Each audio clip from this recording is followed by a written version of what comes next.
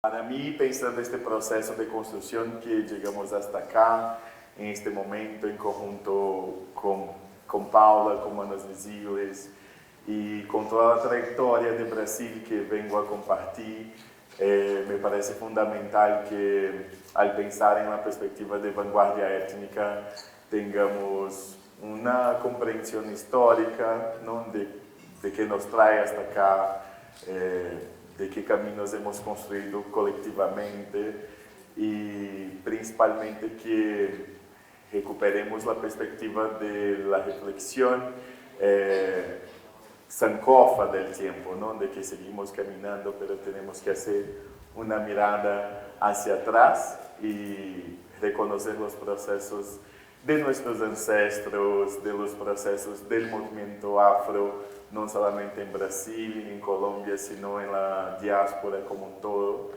Y eso tiene un sentido, este proceso de reconocimiento, de trayectoria, en la perspectiva de una responsabilidad colectiva que nos trae hasta acá en este momento, pero también de celebración.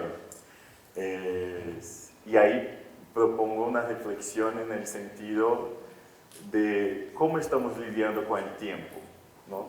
Cómo estamos enfrentando los retos que nos ponen este momento presente, este momento de revolución comunicacional que vivimos y este proceso colectivo también de escritura de nuestras existencias, de nuestras narrativas, de afirmación de nuestro yo colectivo como personas afro de la diáspora en un sentido de un proceso de confrontación de nación, no solamente de una nación, ahí traigo una perspectiva de Brasil, pero una perspectiva de cómo este camino colectivo que estamos construyendo, él realmente nos lleva a una confrontación narrativa del mundo.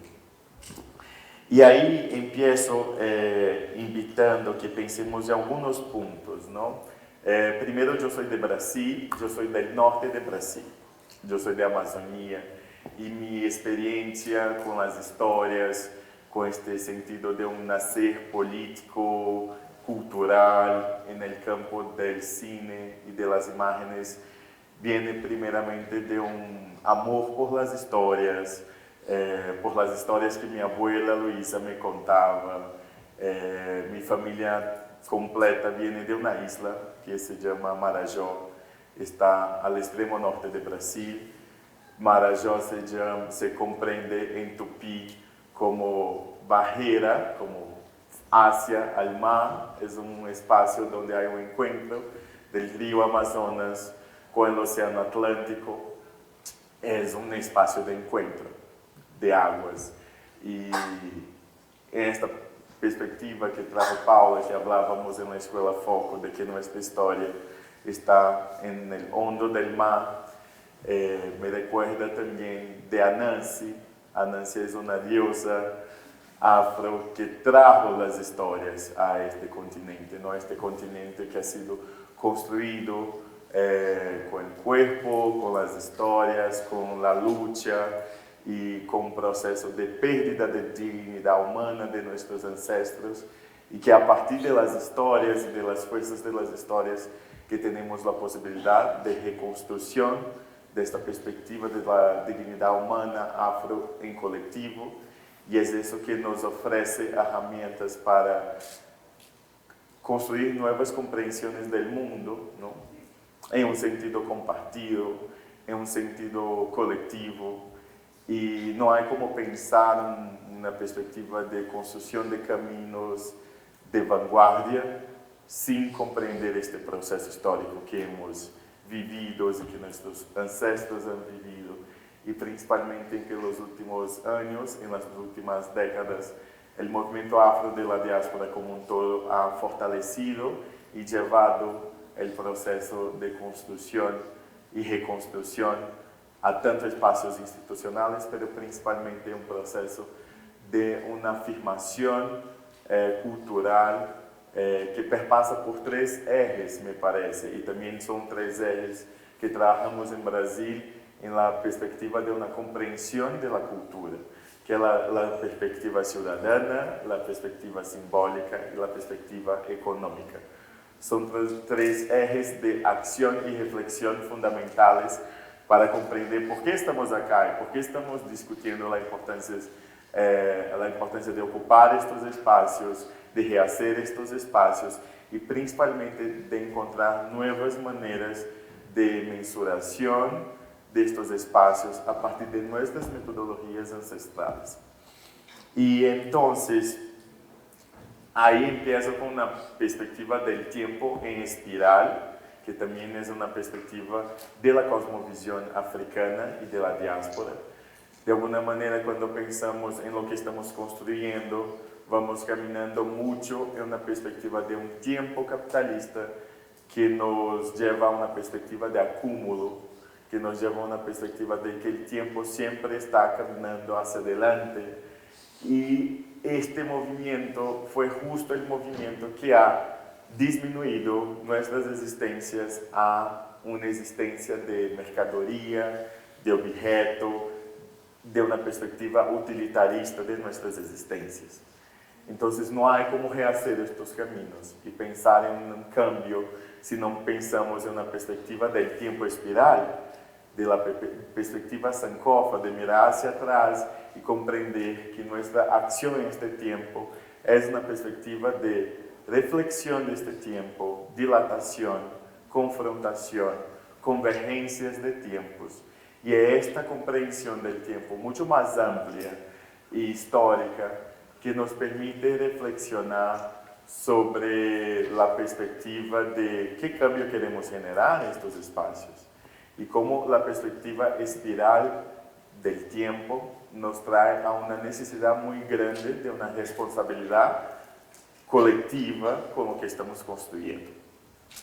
Y digo eso porque es eso que me trae a un diálogo con Colombia, es eso que me lleva a una experiencia de gestión de la Asociación de los Profesionales del Audiovisual Negro en Brasil en los últimos años. Y es de alguna manera esta responsabilidad colectiva que también me mueve a un proceso de ocupar este espacio político institucional, de pensar políticas públicas en el campo de la formación e innovación.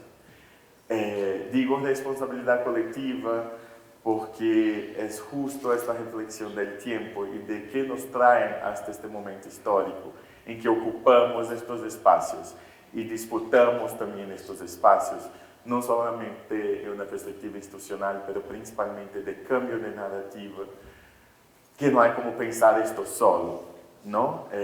La reflexión de la diáspora nos trae una comprensión primero de que ocupar estos espacios y disputar campos narrativos está relacionado a una afirmación de una subjetividad que nos ha sido negada, que ha sido disminuida, que ha vivido un proceso de apagamiento en la historia, no fue borrado de la historia de construcción de este territorio, nuestra acción activa de construcción de estas sociedades en Latinoamérica.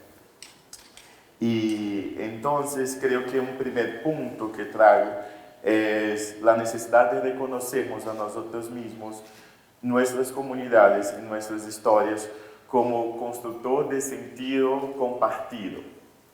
Y es eso que nos llevó a la construcción del foco también. Fue esta experiencia de que hay herramientas y hay enfrentamientos que vivimos en Colombia, que vivimos en Brasil, que vivimos en distintos territorios como personas negras. Y hay principalmente una acción activa de cambio de estos espacios y de cambio de las narrativas de estas sociedades.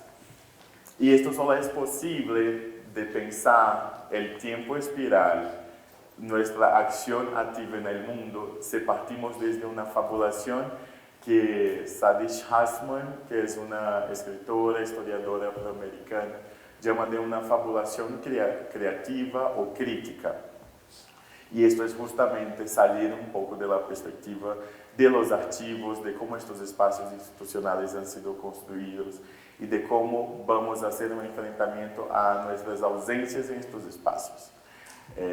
Cuando hablamos que la fabulación es el único camino posible para una reescritura de la historia de la diáspora, es porque la perspectiva de realidad que nos han vendido no es suficiente, porque no cabemos ahí.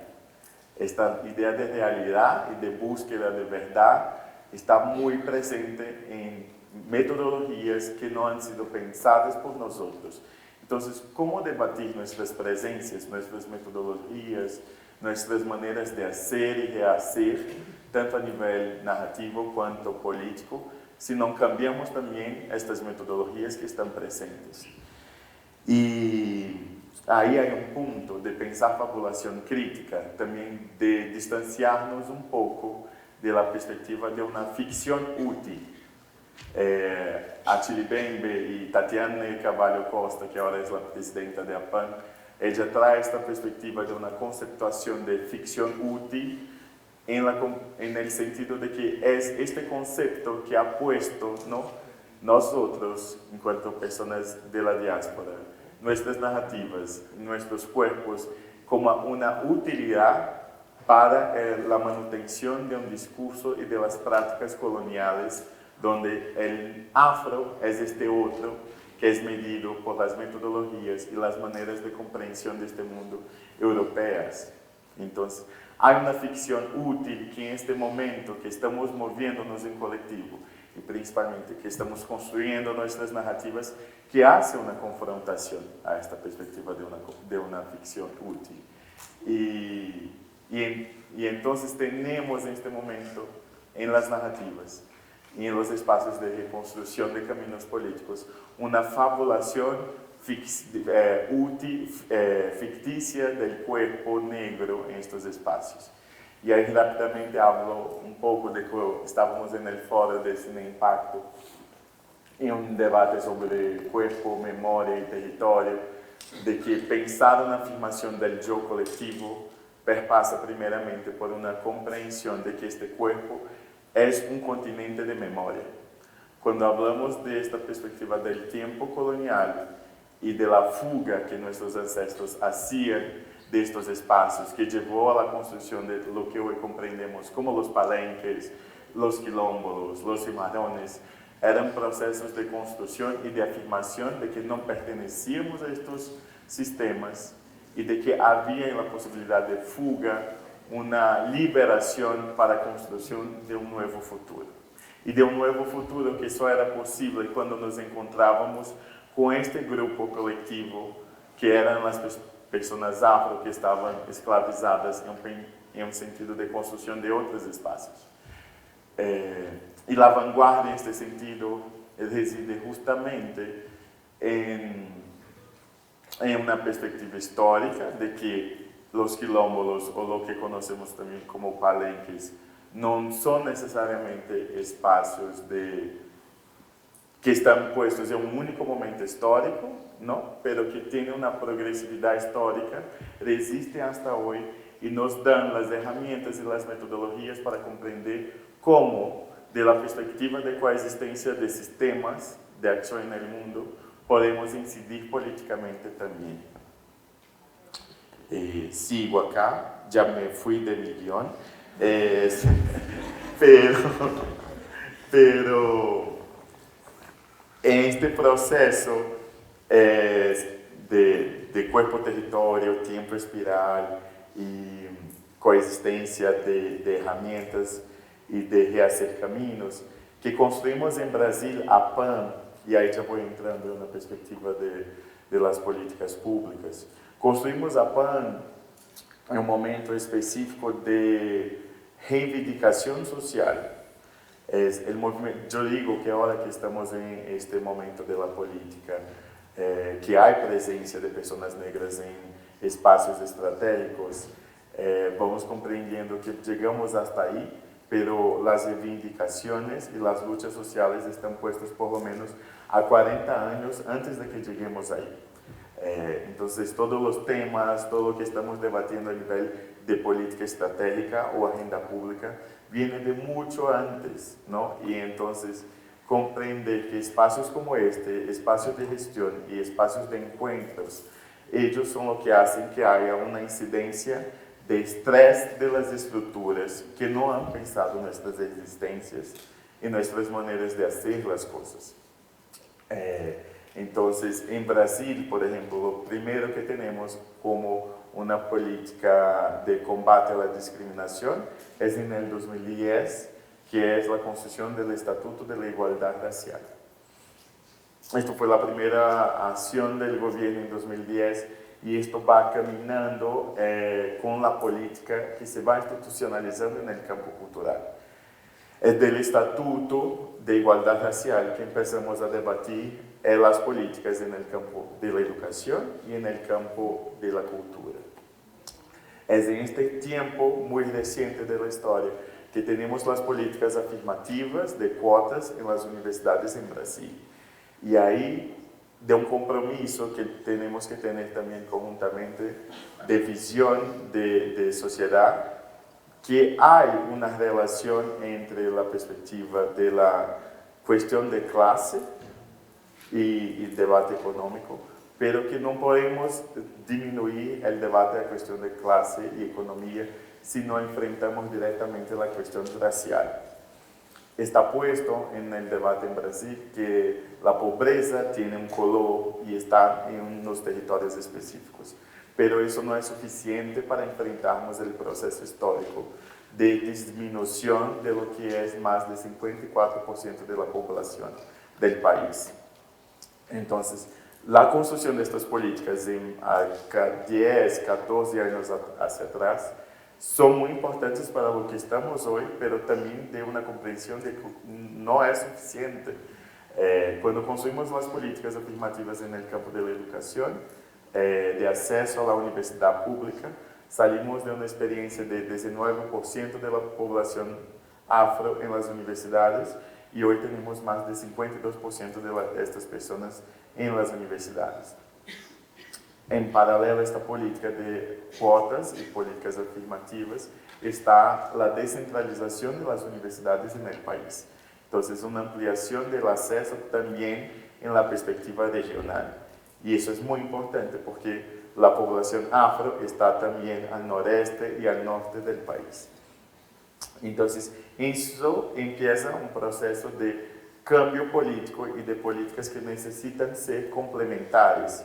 Es en este momento que el Ministerio de Cultura, en conjunto con la Secretaría de Políticas de Igualdad Racial, empiezan a lanzar fondos específicos para el cine afro, para el cine de mujeres y para la producción de contenidos destinados a la niñez.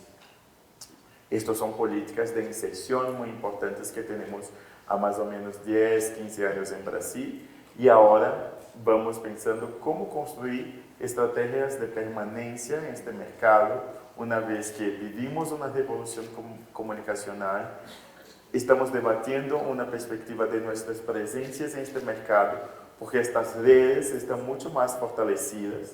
La existencia de la Escuela Foco es un hecho y es producto de un cambio que estamos incidiendo en cómo estamos haciendo parte de esta revolución comunicacional que está puesta en este momento en el mundo.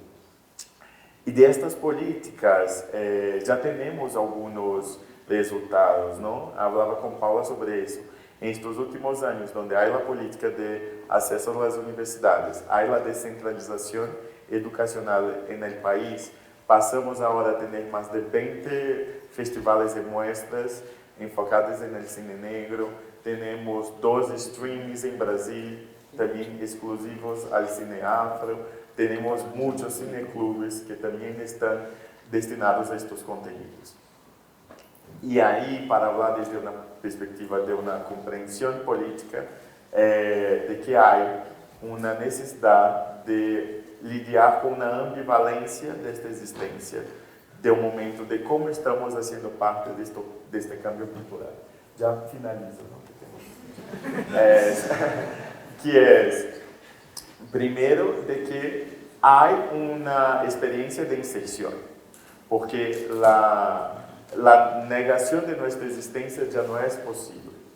cuando pensamos que esta revolución comunicacional ha fortalecido estas redes y cuando pensamos que este movimiento negro en Latinoamérica, en la diáspora, está mucho más conectado y así como somos hijos de Anansi, estamos recreando los caminos de estas historias y estamos afirmando nuestras historias en distintos campos de acción y con múltiples lenguajes.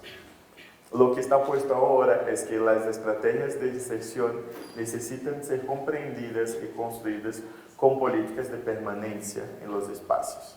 Y ahí es necesario pensar en la perspectiva de la coexistencia, porque las experiencias, los modos de pensar y de hacer audiovisual, de producir contenido audiovisual, es múltiple. Y si queremos hacer parte de la industria, hay una necesidad de estructurar nuestras empresas, de estructurar la manera como producimos, pero hay una manera muy legítima de cómo empezamos a ser parte de este ecosistema audiovisual que no puede ser negada. Y entonces, ¿cómo ir relacionando estos datos que van desde una perspectiva de políticas que ya fueron consolidadas, como con políticas que necesitan ser construidas ahora? E aí trago dados para ustedes, ¿no? Desde la perspectiva de Brasil.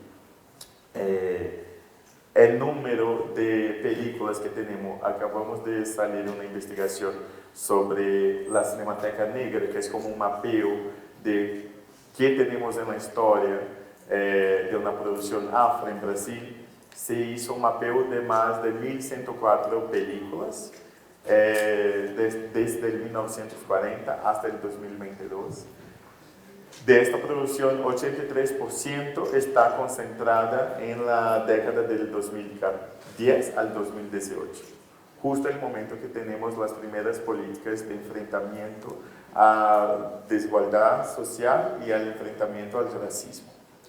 Entonces, hay políticas ahí que fueron muy importantes. Pero también tenemos una estructura de mercado donde la distribución de las pantallas es muy restricta. Entonces hay que comprender que el acceso al audiovisual y comprender que antes de pensar en formación es necesario que fortalecer la difusión, aún es muy desigual. Es un derecho de la Constitución el acceso a los bienes culturales y a cultura en general. Y estamos en un país donde 40% de la población no tiene acceso a ningún bien cultural, no tiene acceso a las salas de cine. Y eso no significa que esta gente no está produciendo o consumiendo narrativa audiovisual. Hay otras experiencias, ¿no? Yo vengo de esta región en Brasil, donde 20% de la población aún no tienen acceso a red en sus espacios domésticos. Pero por otro lado también es la región donde la juventud más utiliza el móvil, ¿no? Los datos, para el contenido de educación y audiovisual. Entonces, cuando estamos y cuando pasamos a ocupar estos espacios políticos, es necesario que humanicemos estos datos para que podamos hacer políticas públicas efectivamente inclusivas. Y eso es una perspectiva de la política pública, pero también una perspectiva de reconocimiento de nuestras prácticas. Porque hay maneras de mensurar y hay formas de legitimación que fueron puestas históricamente en la construcción de nuestros países y en la constitución de políticas públicas que no nos ven. Y estar acá ahora, hablando no sobre un futuro de vanguardia, hablar sobre la construcción de frentes colectivas, de construcción de narrativas, no solamente audiovisual, pero en los otros campos culturales, es hacer con que la gente empiece a nombrar y a reconocer nuestros procesos. Y esto solo va a pasar si nosotros nos nombramos y nos reconocemos como sujetos históricos activos de este proceso. Y para eso es necesario movernos en colectivo, reconocer estas prácticas y con eso construir nuevas maneras de mensuración de qué son nuestras experiencias y de que nuestras experiencias están puestas en una realidad de enfrentamiento, pero principalmente de estresar a las estructuras de un sistema que no nos ha reconocido a lo largo de la historia. Yo, para empezar esta conversación, retomé 3 puntos que me parecen importantes de la conferencia de Rodrigo. Creo que hay tres espacios que me parecen particulares y me llaman mucho la atención. Uno es el mar como punto de encuentro y como un lugar de crítica.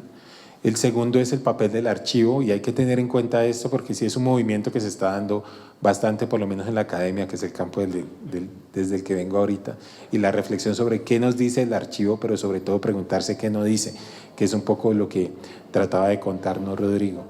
Y el tercero es el papel de las políticas, y aquí entonces traigo a Santiago para que cerremos un poco.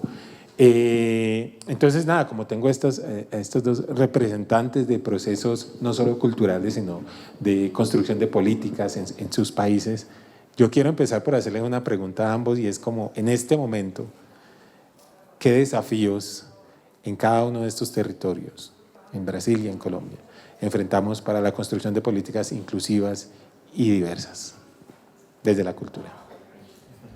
Sí, este proceso ahora que vivimos, que es un proceso de reestructuración política y principalmente del Ministerio de Cultura, es muy desafiador todo lo que pasamos. Necesitamos como buscar, como hacer lo que llamamos de una arqueología institucional, porque también tenemos poco tiempo. Había como una inteligencia que estaba ahí haciendo parte del ministerio, pero que estaba dispersa, porque era interés también de la otra gestión que esta gente no estuviera generando espacios de reflexión, de construcción política realmente efectivos.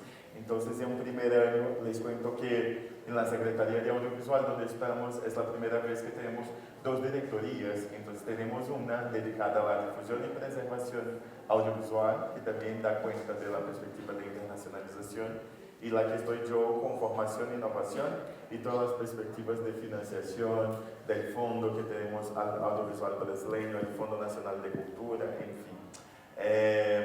Creo que lo que está puesto para nosotros es realmente este proceso de mirar históricamente y comprender que a nivel de políticas inclusivas ya tenemos un histórico en Brasil muy efectivo, ¿no? Cuando miramos estos datos de que de las 1.104 películas dirigidas por personas afro en Brasil, 83% se ubica en un momento histórico donde había políticas de enfrentamiento a desigualdad y al combate a la discriminación racial. Esto es un hecho, ¿no? Entonces, ¿cómo hacer con que estas experiencias políticas no estén puestas como una experiencia, sino que sean políticas efectivas y continuas? Lo que estamos viendo, y para mí esta experiencia de gestión, eso es una enseñanza muy grande, es que hay que institucionalizar la cultura en nuestros países. Entonces, nuestro desafío en este momento fue como trabajar en la construcción de marcos regulatorios permanentes, ¿no? Entonces, en un primer año, ahora acabamos de aprobar un Sistema Nacional de Cultura en ley. Aprobamos como un decreto de fomento y financiación, que es una directriz política para todos los ejes del poder público, ¿no? Entonces, es justamente para trabajarnos en la perspectiva de lo que estamos llamando de una federalización de la economía de la cultura, donde el gobierno federal tiene una misión, y las estructuras del municipio y de las provincias tienen también una misión. Y ahí construir una perspectiva de fomento a una economía de la cultura desde la perspectiva de la corresponsabilización. Porque tenemos los marcos, estamos institucionalizando y construyendo directrices efectivas a nivel de políticas afirmativas. El año pasado fue la primera vez que hay una instrucción normativa para todos los poderes públicos que trabajan con financiación y fomento a la cultura, de políticas para cuotas a personas negras, afro, indígenas y personas con deficiencia, además de criterios de inclusión para mujeres, quilombolas, comunidad de palafitos. Entonces, hay una comprensión de inclusión que está puesta a nivel institucional, de que hay que tener un reconocimiento, no solamente un reconocimiento, pero también un aporte directo a estas distintas maneras de pensar y construir la cultura, ¿no? Y ahí está perspectiva del ciudadano, pero principalmente de que la cultura es sí un anillo de la gestión pública estratégica desde su perspectiva económica. Bueno, en esa misma, ¿sí me escuchan? Sí, bueno. En esa misma perspectiva, entonces, así duro si me escuchan, ¿cierto? Sí. Vale. Entonces, en esa misma perspectiva que plantea Rodrigo, quiero hablar un poco a nivel nacional y después intentar aterrizar esa idea a lo que nos corresponde a nosotros en la Secretaría de Cultura.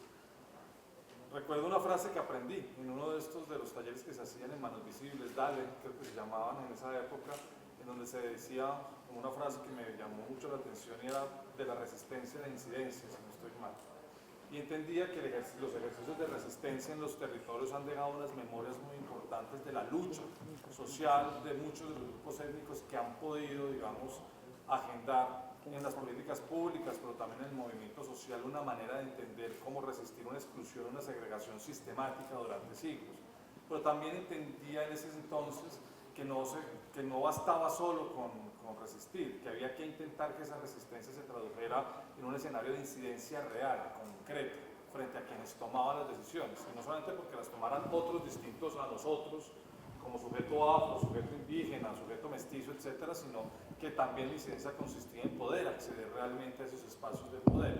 Y ya no solamente como un asunto de cuotas dentro de la burocracia estatal, que en cualquier caso es muy importante, pero que no deja de ser eso, digamos, un ejercicio, digamos, que intenta administrar la equidad étnica, que es funcional, que es necesario, que ha abierto espacios importantes, pero que no se agote allí, digamos, como todo el esfuerzo que tiene, creo que ya se escucha mejor, ¿cierto? Que tiene que hacer una sociedad, una política pública para incluir, incorporar las agendas étnicas. Entonces creo que incidir consiste en muchos sentidos en poder tomar voz y parte efectiva en la toma de decisiones. Hoy viene una reforma de la Ley 397 que yo todavía no la conozco bien, pero creo que es una pregunta urgente decir de qué va de esa reforma el tema de la inclusión étnica, de la construcción de equidad narrativa o de la generación de líneas expresas, por ejemplo, de fomento cultural, que entiendan y atiendan las necesidades de distintos grupos étnicos en el país. También siento que el asunto de territorializar los presupuestos, que es muy importante, porque cuando uno territorializa los presupuestos se encuentra que efectivamente, sí, tú lo decías ahorita, la pobreza tiene un color, tal vez sí, tal vez no, pero es evidente que en estos países uno podría decir que se podrían identificar unas tendencias claras, que en los lugares más vulnerables de la ciudad hay, digamos, pobrezas hereditarias que tienen un cáliz étnico muy profundo. Pero todavía la pregunta es cómo territorializar ese presupuesto. Entregar de a poquitos en todas partes para procesos que no tienen como un aliento claro ni que tienen un proceso de formación y cualificación claro y que se agotan como un chispazo, digamos, de apoyo que después se va y es poco sostenible, o se construye una política de afirmación de muchas de estas zonas a través de esa territorialización que permitan proyectos de largo aliento, co-construidos, coproducidos con los territorios, con agendas claras, que no solamente apoyar un proyecto, sino apoyar unos procesos con unas agendas pactadas y que eso pueda tener un desarrollo en el tiempo que sea sostenible. Y ese escenario de la sostenibilidad es lo que a mí particularmente me preocupa más, porque no lo estoy viendo claro, porque siento que primero no hay una comunicación clara entre los niveles nacional y territorial en muchos casos, para construir la arquitectura funcional administrativa misional para que eso se dé largo aliento. Entonces son como fogonazos, hoy me apoyaron, pero no sé qué va a pasar el otro año, no está el programa claro, no está la línea clara, no hay una ley que le dé un soporte claro, no existe una política que nos permita, más allá de ver cómo distribuimos aleatoriamente unos recursos sobre unas necesidades que se encuentran, y creo que ahí habría que hacer un esfuerzo mucho más estratégico. Y de otro lado también entender cómo los territorios entienden y se articulan de una manera más asertiva las propuestas nacionales. Creo que ahí está todavía, digamos, un escenario de construcción que yo veo que se ha avanzado. Es evidente que hoy, digamos, hay una un acento en muchas regiones del país como el Pacífico, en donde uno entiende que hay una vocación de las autoridades nacionales de la cultura en poder llegar más estratégicamente a esos territorios, pero me preocupa mucho la sostenibilidad de esas intervenciones que siguen siendo así, como unas intervenciones que llegan pero les cuesta trabajo quedarse, y no como unas interacciones que se co-construyen y se co-dirigen y se cofinancian entre agentes nacionales y agentes locales. Creo que ahí estamos todavía un poco quedados en una manera de hacer la política que no es tan sostenible. Y ya para terminar, a nosotros aquí en Bogotá, lo que yo creo es que, hablábamos con Luis Sevillano de la afrobogotanidad, o sea, ya no solamente el afro es el que llega, es el migrante, que también lo es de muchas maneras, por supuesto. Y para ellos tenemos que construir unas políticas y particularmente los laboratorios que vamos a agenciar con Boca, en donde la inversión va a estar cerca a los 1.050 millones de pesos, una cifra importante para inaugurar esta gente en la ciudad, va sobre todo dirigida a población afro que sí ha llegado recientemente a la ciudad y que hoy habitan los bordes suroccidentales y surorientales de la ciudad, donde además hay una alta presencia de víctimas y de vulnerabilidades, y en donde les ha costado, digamos, poder incluirse en las políticas públicas y sociales de la ciudad. Pero también hay afros en Bogotá que ya han 3, 4 generaciones que son más bogotanos que muchos de nosotros, y que tienen una manera muy bogotana de vivir su afrocolombianidad y de vivir su cultura afro. Y creo que esa afrobogotanidad es algo que nosotros tenemos que seguir explorando y sobre lo cual nos gustaría mucho construir también un relato. Hay una narrativa ahí con unos lugares, hay unas cartografías, unas emocionalidades y unos significados territoriales en donde se ha construido esta afrobogotanidad que a nosotros nos gustaría fortalecer mucho en este periodo. Y también nos gustaría pues cumplir lo que estas comunidades han agenciado con mucho vigor ante distintas instancias políticas como el Consejo, el Plan de Desarrollo, que es sacar adelante un COMPES, que ha sido el proceso de una conversación que esta ciudad ha tenido con esta comunidad desde hace varios años, y que nos toca a nosotros al menos ejecutar un porcentaje alto de estos compromisos, y nos sentimos felices intentando hacer el mayor esfuerzo por cumplir la palabra. Creo que aquí es como un asunto de voluntad política, de bueno, construyámoslo juntos, ejecutémoslo juntos, saquémoslo adelante juntos. Entonces creo que ahí hay un esfuerzo grande y nosotros queremos cumplir ese esfuerzo.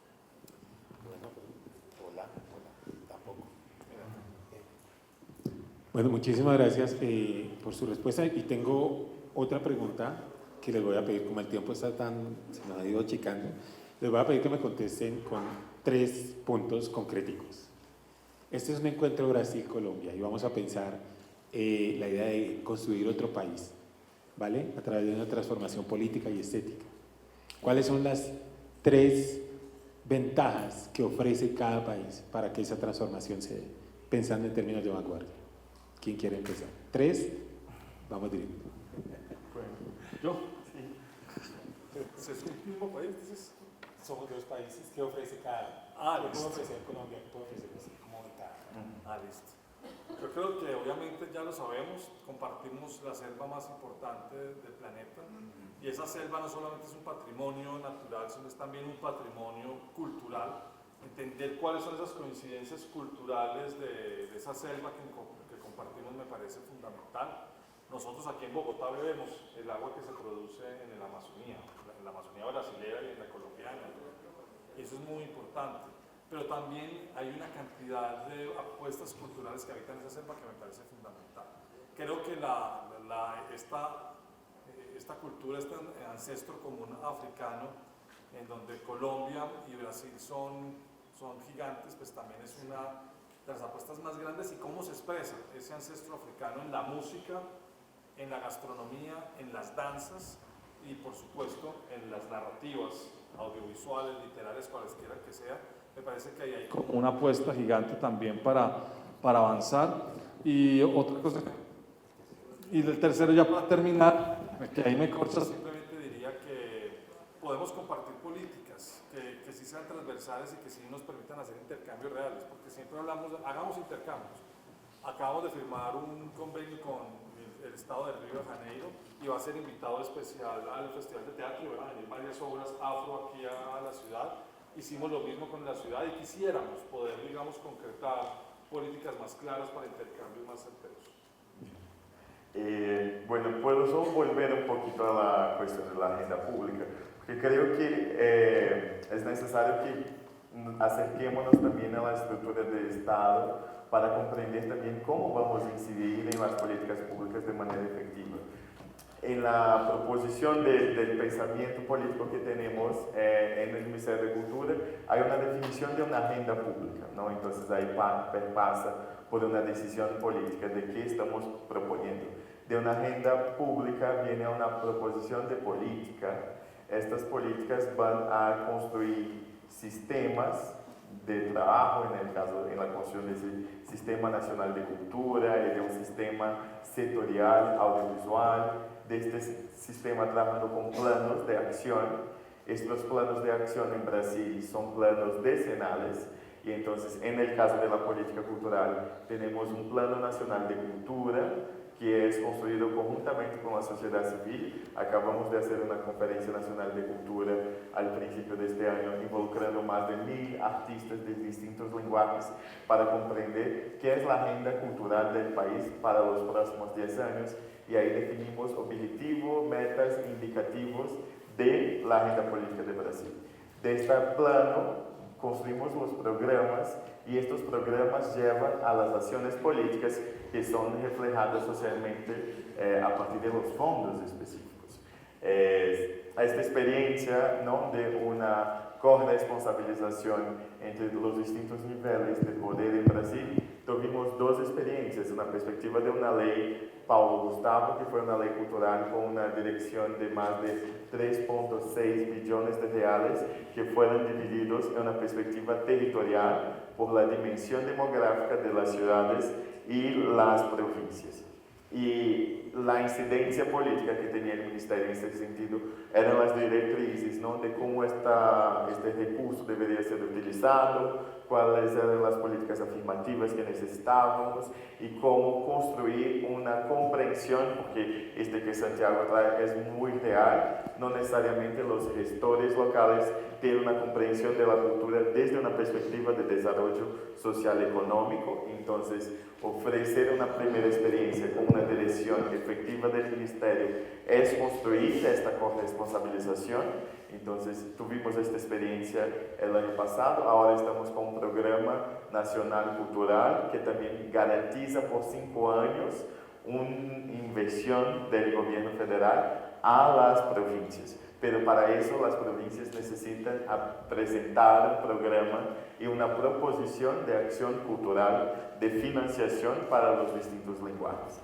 Entonces, creo que ahí, comprendiendo que Brasil y Colombia son los dos países de Latinoamérica más diversos de una perspectiva de ecosistema, tenemos no solamente una perspectiva de un ecosistema social, pero también de una posibilidad de construcción de coexistencia políticas, de intercambios de estas herramientas políticas que estamos construyendo, porque a nivel de diversidad social somos muy parecidos y estas experiencias de un trabajo regional también pueden ser muy efectivas, ¿no? En el caso de Brasil, identificamos en el norte tenemos una necesidad de formación y difusión audiovisual muy grande. En el noreste ya tenemos una necesidad de formación técnica.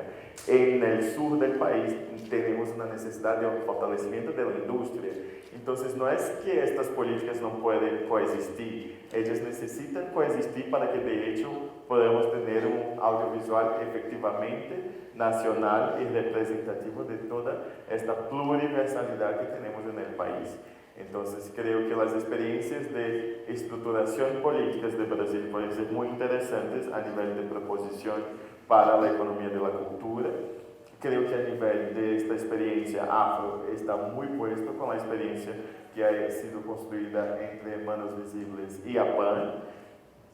Y por fin creo que hay una experiencia muy necesaria de compartir esta literatura o estas referencias que ya están muy consolidadas en el país en este momento, como que cuando comprendemos que hay universidades, ampliación de los talleres de formación en audiovisual, una presencia de liderazgos negros en espacios institucionales, ya tenemos una literatura muy robusta a nivel de qué es una construcción de políticas y metodologías afrocentradas que podemos compartir y construir conjuntamente entre los dos países.